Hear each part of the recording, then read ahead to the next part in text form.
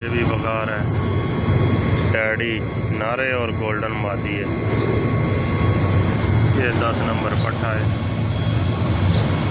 ये काला चीना कबूतर, ये काला कमगर, ओ काला लाहौर वाला,